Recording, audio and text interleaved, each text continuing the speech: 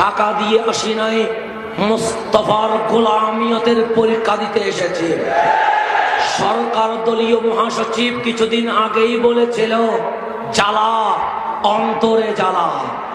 আমরাও বলতে চাই, হ্যাঁ আমাদের মনে বড় জ্বালা।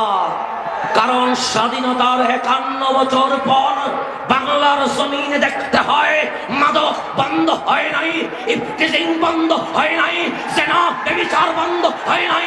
বাংলার মাটিতে স্বাধীন বাংলায় অপসংস্কৃতির চর্চা হচ্ছে। যখন পুলিশ, র্যাব, আর্মি এই মাদক ইফতিজিং বন্ধ করতে পারে নাই, আমরাও বলে দিতে চাই এই র্যাব, এই পুলিশ, এই অস্ত্র, এই জেলখানা, এই রিমান্ড, এই ক্রস ফায়ার কখনো মাদক ইফতিজিং বন্ধ করতে পারবে না। আমরা মাননীয় সরকারকে বলে দিতে চাই, আমরা বাংলাদেশ ইসলামী ছাত্র সেনাকে দায়িত্ব দেওয়া হোক, আমরা 1 বছরে বাংলার জমিন থেকে মাদক বন্ধ করে দিব। আমরা 1 বছরে বাংলার জমিন থেকে ইফতিজিং বন্ধ করে দিব।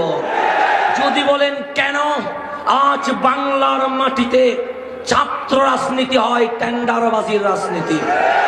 আজ বাংলাদেশে রাজনীতি হয় ছাত্র রাজনীতি, খুনাখুনি রাজনীতি। আজ বাংলার মাটিতে রাজনীতি হয় রক্কাটার রাজনীতি। আমার ছাত্র সেনার ভাইরা টেন্ডারবাজির রাজনীতি করে না, রাসাদাবাজির রাজনীতি করে না, রক্কাটার রাজনীতি করে না। আমরা দয়াল নবীর গোলামিয়তের রাজনীতি করি।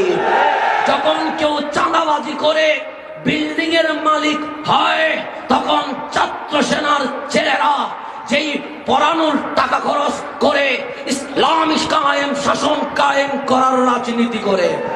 2 নাম্বার যেই কথা বলতে চায়,